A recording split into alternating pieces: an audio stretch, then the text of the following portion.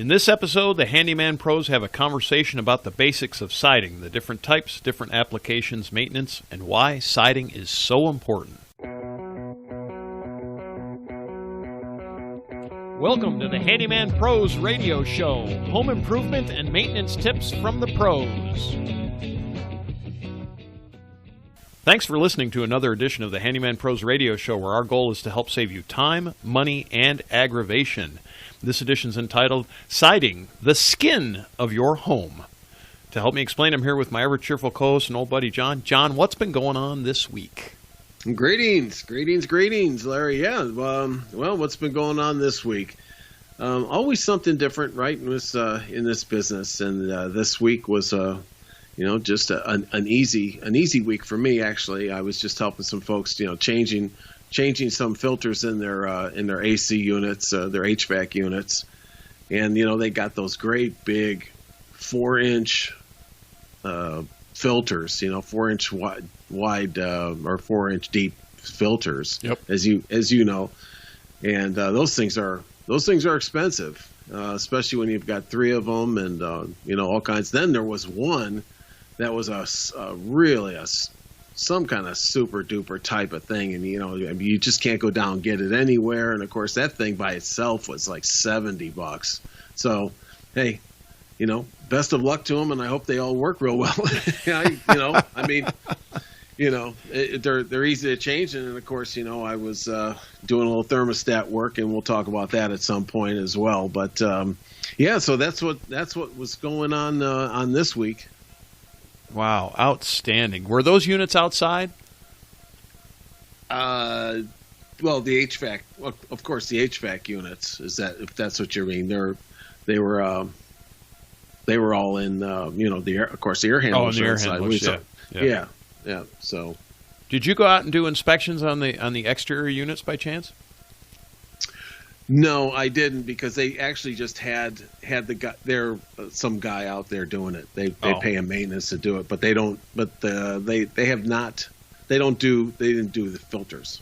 Well, the reason that I ask is I was outside looking at one of my air handlers on one of the rental properties, and and we had this discussion. You and I had this discussion prior to the show. I had water running down the side of the house. I was trying to figure out why. Well, lo and behold, it was the air conditioning drain pipe, right? Oh, yeah. Actually was running down. And so I was noticing it was on the siding. And so that actually was the reason I was asking is it brings us a perfect segue into talk a little bit about siding, right? Yeah. So that was outside, and I don't, you hear it on our show a million times. We are very averse to water, particularly in the home, right? Because it's so damaging. And so we thought we'd have a quick discussion about siding, right? Because siding is basically the skin, as we say, of your home, right? It's just like your skin. It keeps things out, and it also keeps things in, right? Mm-hmm. So let's talk about siding, John. What is it, and what does it do? Well, of course, when you were just talking about, I mean, it's really the protection of the outside of your, the outside of your home. Obviously you have your roof. And then on the side of your house, you're going to have protection.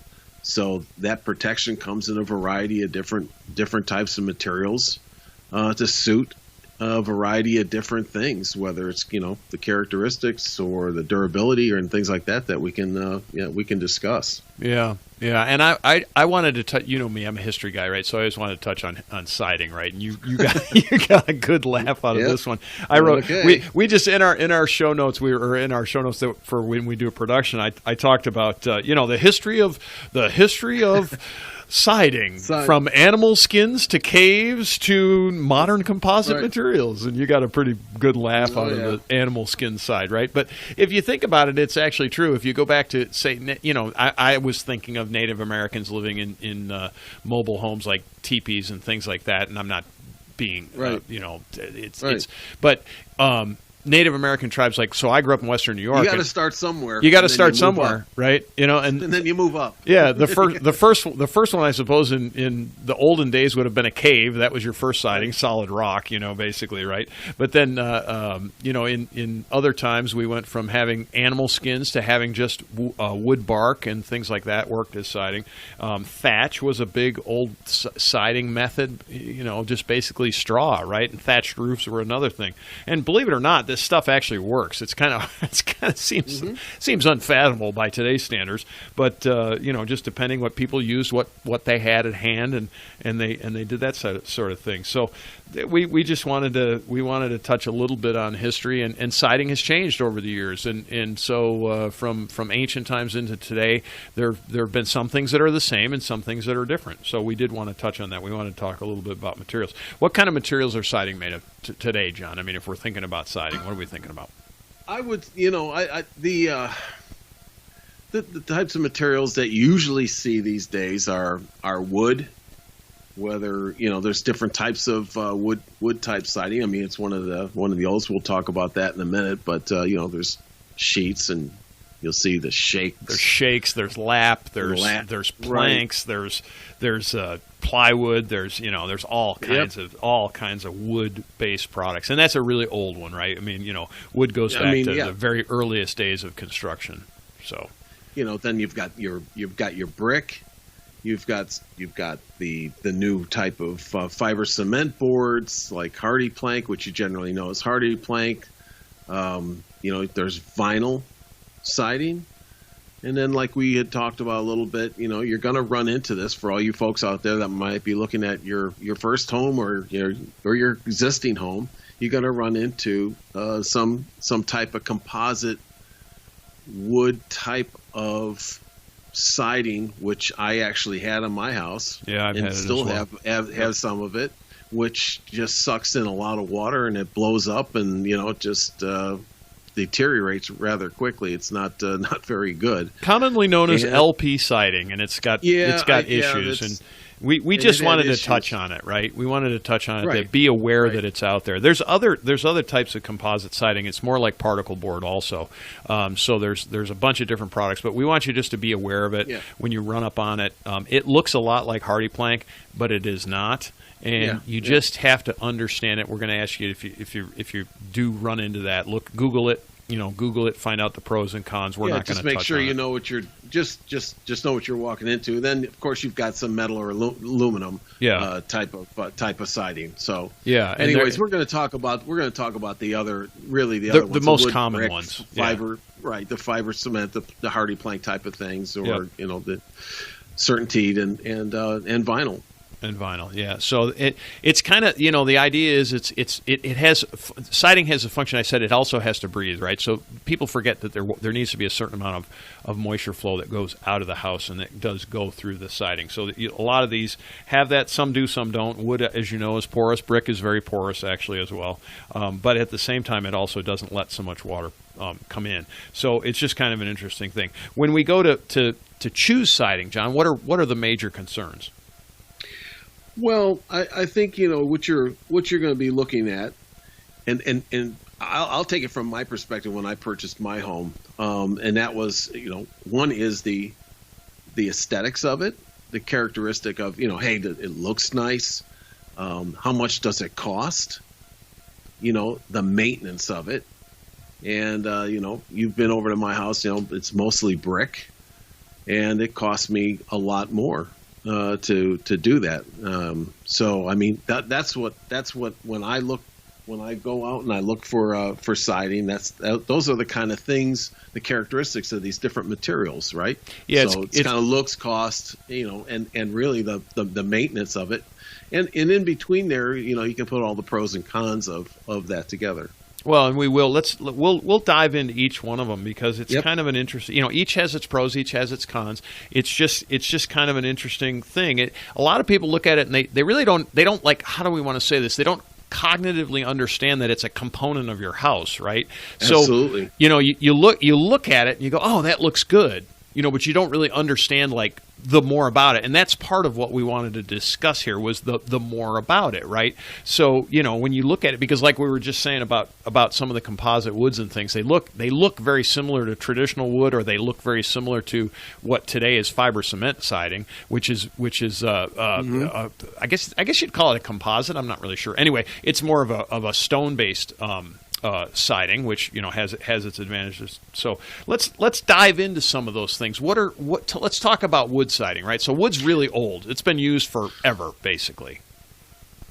Yeah, that's right. And basically, that's where some of this other types of siding kind of spun off from that. Those composites that we were just touching on a little bit. But wood is the oldest. You'll see a lot of it, on some of those all the historic homes. You go to the Massachusetts and Boston's, and any type of real historic district, it's all going to be wood on the side of those homes.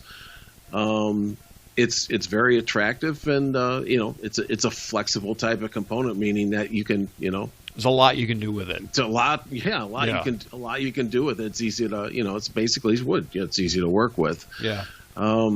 Yeah, and when we talk about flexible, we're talking about things like installation, changing of color, repair, stuff like that. We'll touch on a lot of these things, when we talk about it. But wood is a very, very flexible thing. It also can be molded. It can be shaped. It can be there's all kinds of great things that happen with wood.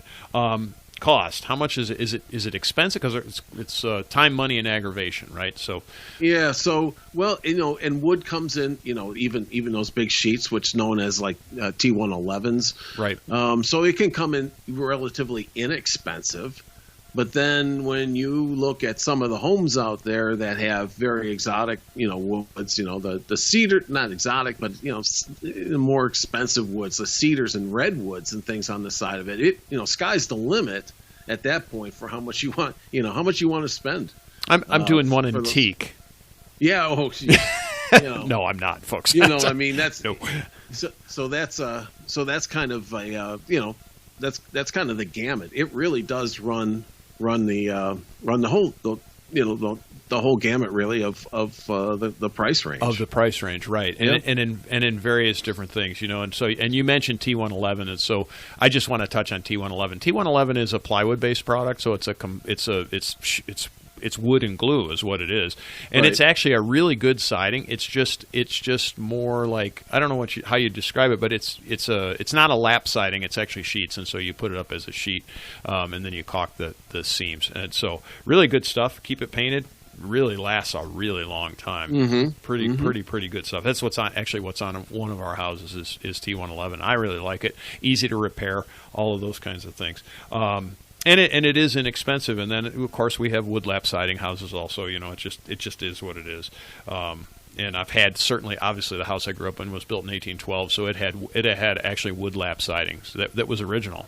And so the original siding was still there.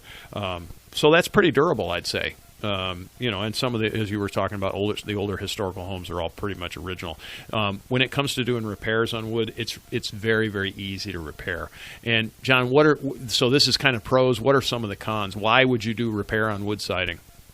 Yeah, well, wood is wood. And wood does what? It's gonna have to be painted or stained. Yep. It's going to have to be inspected all the time, because of insects, rot. It'll warp, it'll split.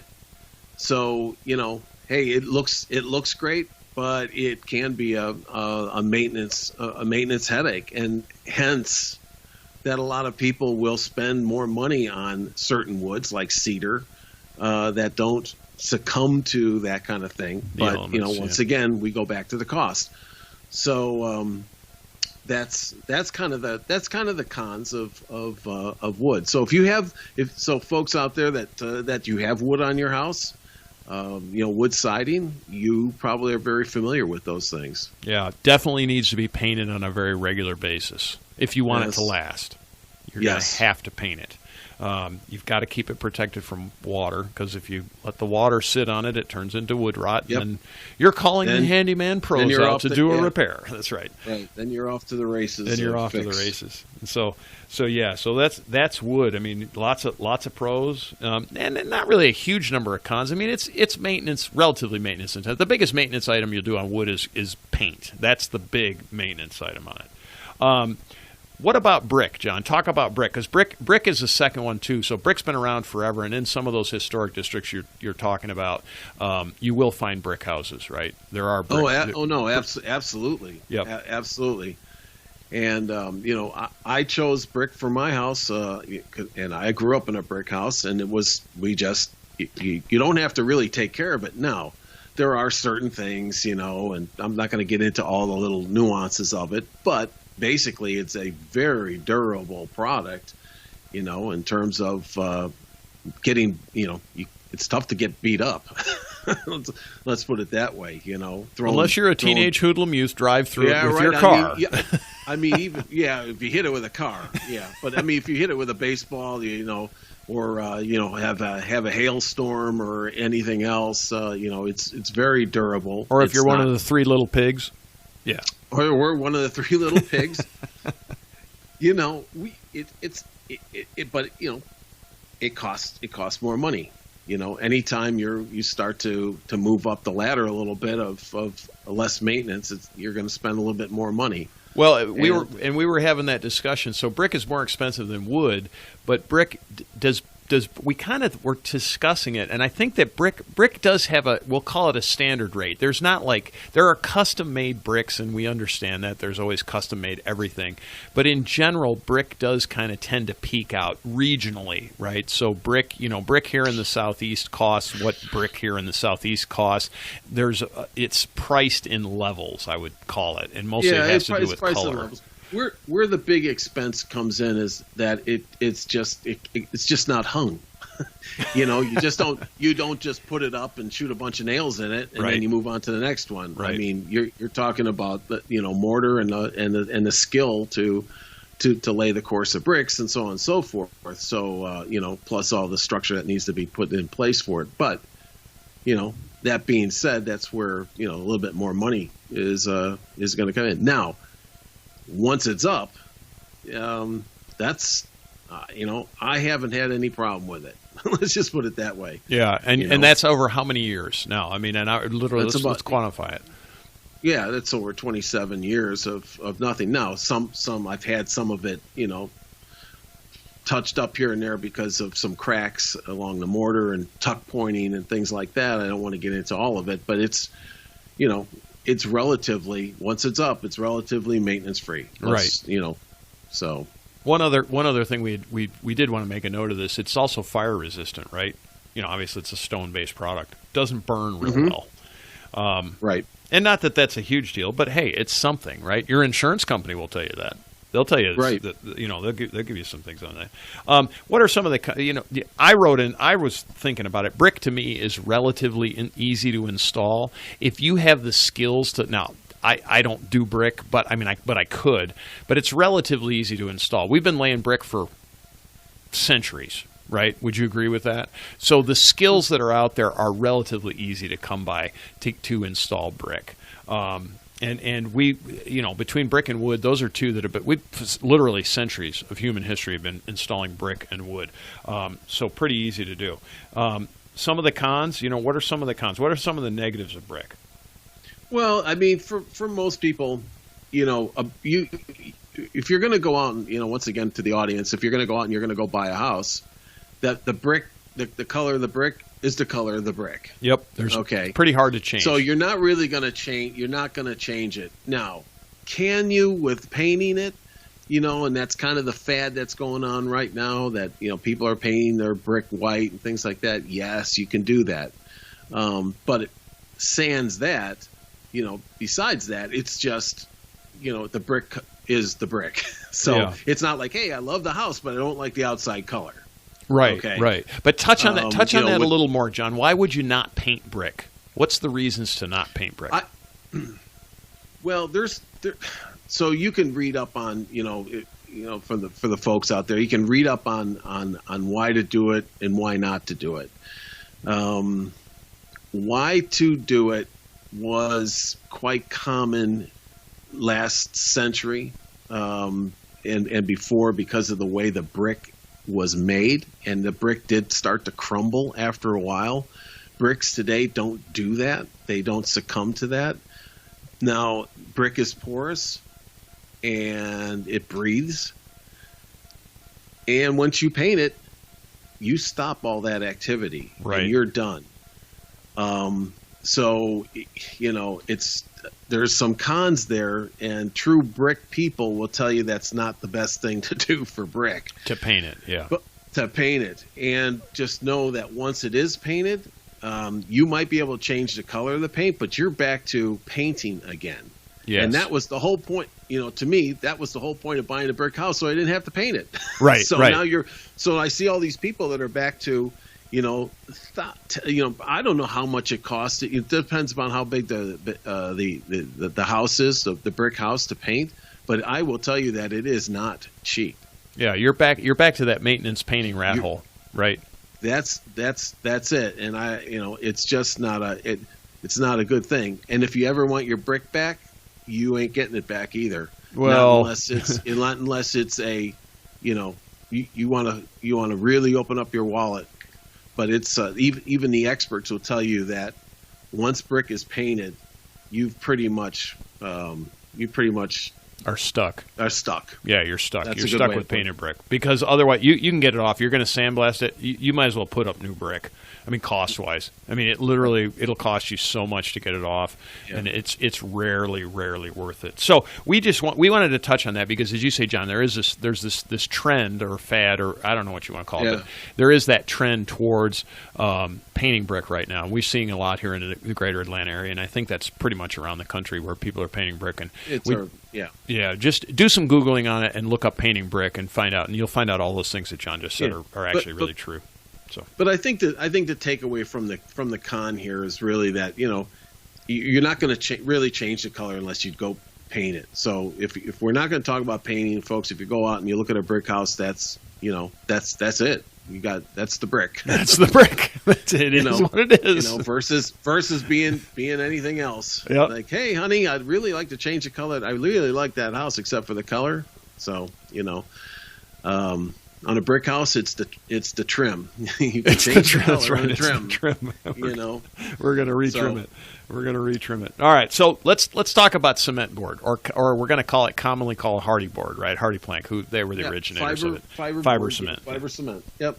So fiber cement board is just a board that's it's actually manufactured, right? It's made in a factory. It's largely cement or concrete, and it's not concrete, but it's technically cement, and it has fibrous material in it that gives it strength, and it's relatively thin, and it's good stuff. I mean, it's really good. I like working with stuff. Yeah. So tell us. So it's relatively new, right? We figured probably 25, 30 years at the most, I think. Somewhere around there. When back then when it was first coming out, it was very expensive. A lot of people weren't using it. They were still trying to get away with some of the other boards that we were talking about. So if it wasn't wood, it was this other kind of new material that was awful. And then along came some of these boards like Hardie plank and Certainty and things like that. It's really common in new construction today, and I like it. Yeah, I really like too, to work actually. with it. At first, it was a little, I was a little bit intimidated on it because it was like cement, and you had to get a special blade to cut it. But Larry, the way when we were working with it, that little multi-tool zips right through it. Yeah, and just to make little cuts to get around, electrical boxes that might be sitting outside for lights and things like that. It's relatively easy. And like the whole purpose of this discussion is that it really lasts. It does last. It looks great. Yeah, it pretty much looks like wood. They do make some sheet stock of it, so where it looks like they make 4x8 sheets of it, and you can put it up as a sheet stock if you want. I don't see that much. A little bit, you see it occasionally where somebody does it, but most of the time it looks like wood plank siding. And really, the only way you can kind of tell, the only way I know I can tell it apart is that the grain is very consistent. It's kind of like LVT flooring. You really can't tell until you go, oh, the grain is exactly the same. 6 feet down the run, and then you can kind of tell that it's a manufactured product. I was just going to say, Larry, I think it looks as good as any other type of plank that you put up on there, besides, high-end wood type of product. Oh yeah, absolutely. I agree. So yeah, those are in the cons. So, and let's do, we did some pros. It's longevity. It's very durable. Obviously, it's a concrete base. It's not impervious. It's not quite like brick, right? So, and you use the baseball analogy, if your young person hits the baseball and they get a good line drive, brick, it's just going to bounce off. Wood, it might break a board, maybe. Just depends. It depends what kind of wood siding you have, but you might break a board. And that would be the same thing with a cement fiber board. You could crack the board with a really hard impact. Yeah, it would take a good ding to really snap it, because once it's up there, it's pretty strong. It's pretty strong as it lays flat against the structure. And like I said, I really like that. I really like that benefit of it. It's very flexible. You can change the color of it easily. You can form it much like you can wood. It's similar. It's fire resistant as well. Probably some of the negatives are really the only the biggest negative for me anyway, and for you as well, is you do have to paint it. So you cannot put it up and not paint it. Now, do you have to paint it as much? I think that depends on the paint that you use, but it does need it needs a paint coating on it. And once you paint it, like anytime you paint, you do have to repaint it. So on a regular, relatively regular basis. So to me, on the maintenance side, that's a negative. It is slightly more difficult to install than a wood-based product, and mostly due to what you were talking about. You do need tools that are designed to cut it. So there are special blades and things for like circular saws that are designed to cut it. It's not difficult, but you do need, you're going to have to go out and spend, I don't know, what's a fiber cement blade? They're like $25. Yeah. It's relatively expensive. It's not hugely expensive, but it's relatively expensive. I'll tell you the other thing: when you work with it, you definitely have to wear a dust mask, because it is dusty. It is dusty. And the other thing is that it's heavy. And it's heavy. Yeah, oh boy, is it heavy. So if you don't install it yourself and you have somebody come out and install it, it's going to be more to install, because they're going to have to add a little bit more labor to it. It's going to take a couple of guys to be putting it up. Yeah, it takes two guys to put up they usually come in 12-foot lengths, and it takes two guys to lift it up and make it level. Yeah, because it's heavy. It is heavy. Yeah. And I think that's about it, really. It's pretty easy to repair. You can repair it much like wood. You can cut it out. You can cut segments out and put new stuff in. So it's not too bad. Again, it's not as easy as wood, but it's not as difficult as brick, right? So it kind of falls right there in the middle. Like I said, I like to work with it, and since it's been going, I've been replacing boards on my house as I get all the old stuff off of there with it. It just has been looking great year after year. Obviously you got to paint it, but it's just, if the paint falls off, it's not going anywhere. What are you replacing with the cement board?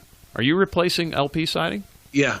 As it starts to, and I don't have a whole lot of siding left to replace, but I have in the back of the house. I do have siding. I got three different types of siding on my home. I've got wood siding. I got cedar shakes on the front. I got brick, and then I've got some of the old regular LP siding on the back. So we had mentioned that before, and I just mentioned it because it just came to me as a thought.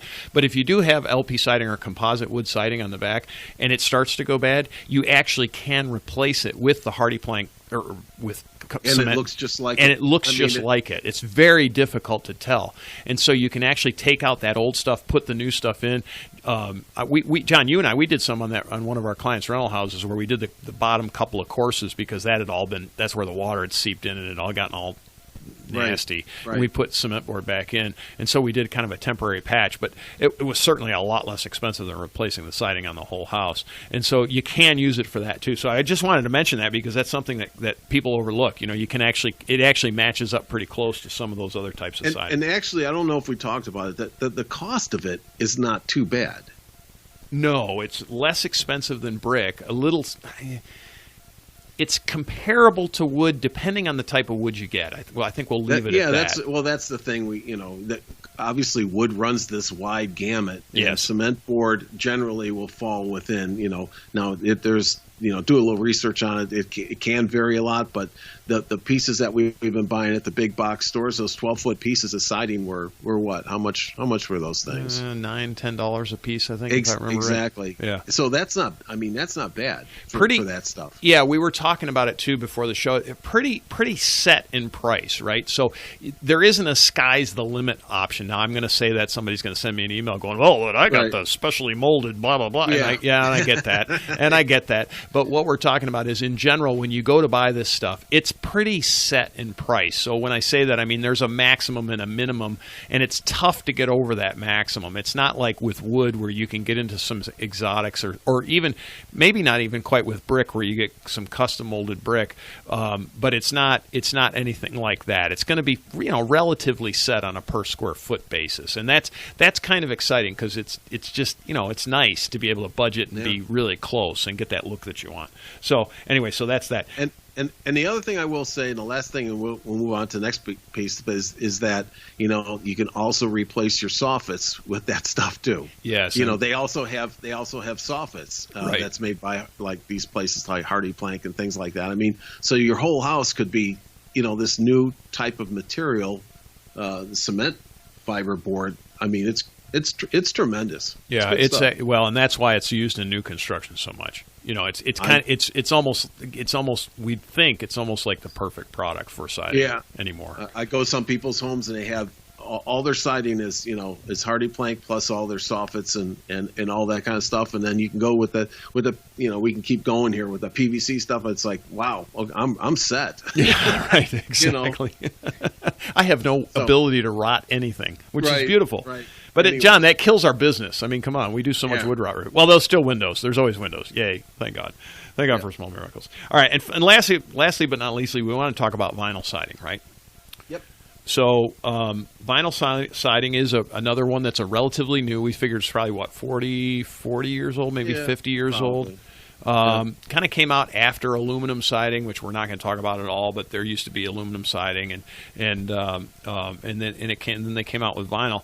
And vinyl, the pros are it's very durable. It has good longevity. It's very, very inexpensive. I mean, those are the real pros for it. I would say vinyl siding is the choice for the rental property industry. So if you have to reside, it's the choice of almost all landlords, and that's easy to work with.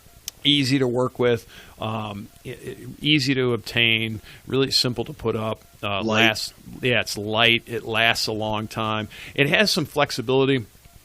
If you have older homes, it does allow you to put some sheet board insulation up underneath it, which I guess you can do with any of them. But in particular, it's actually a good idea to put like a 1/2-inch sheet of foam up underneath. And like in my case, John, we're working on a house that was built in 1943, and there is no insulation in the house at all. So when this guy put the siding on, thank God he put vinyl siding on, but he put a 1/2-inch boards up underneath the house, which at least adds some insulation to the home.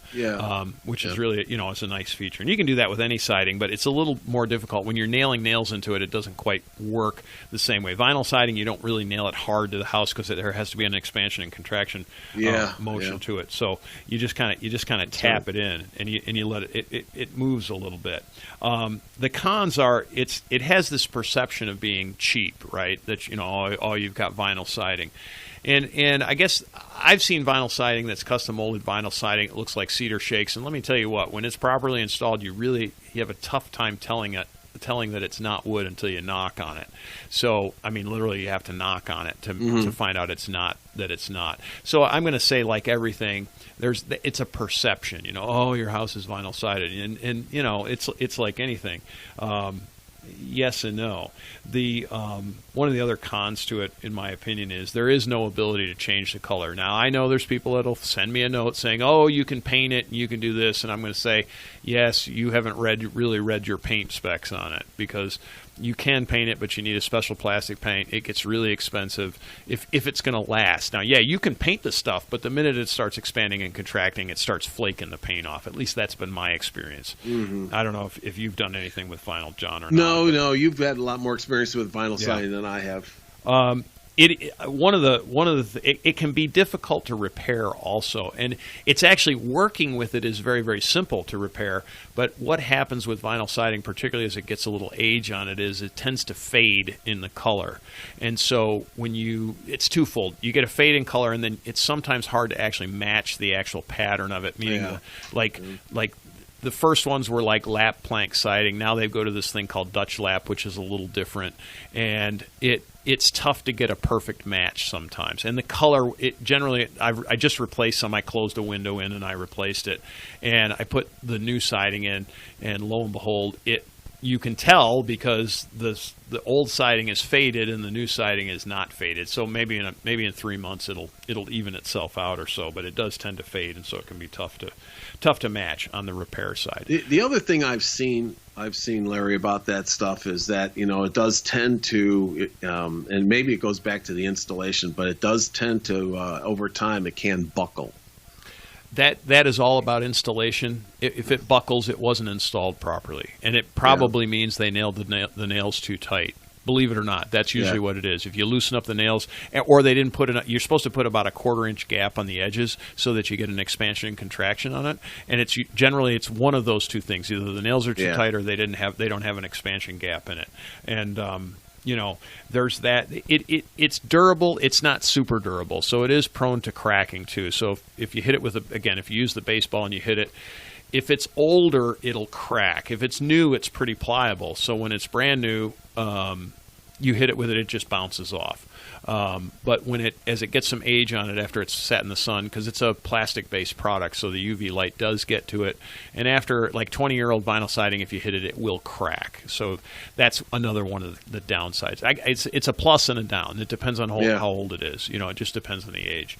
So that's what I know about vinyl siding. I don't dislike it, and I don't. It's not like. Today, it really depends for me. If I'm doing a rental house, I'm probably going to do brick. Brick would be number one if I can buy it. If I buy a house and it's brick, it's number one.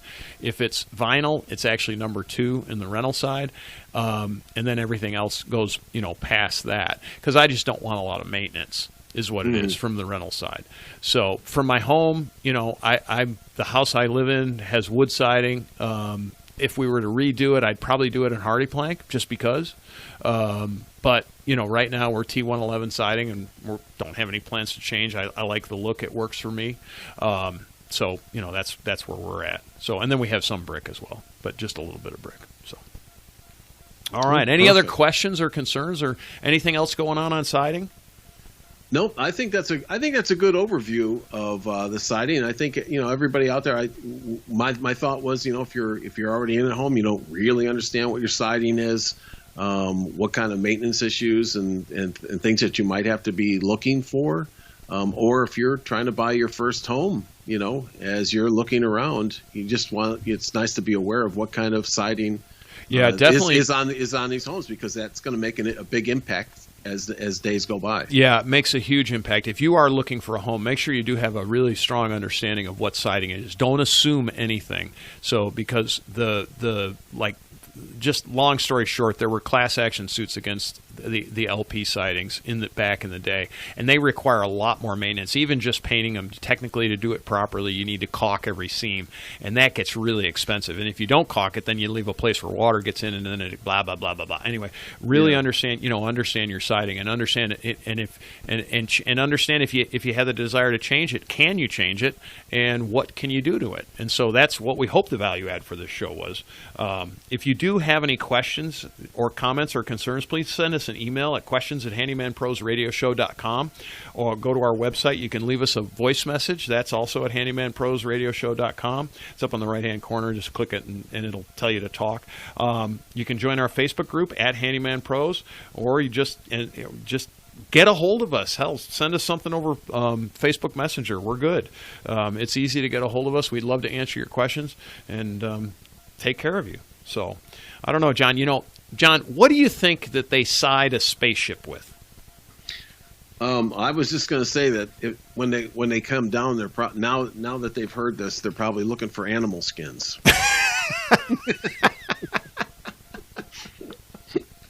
I think you're right. The last one I took apart was in some sort of metal alloy that I didn't know what it was. But anyway, be that as it may, we want to thank you all for listening, and we will talk to you next week.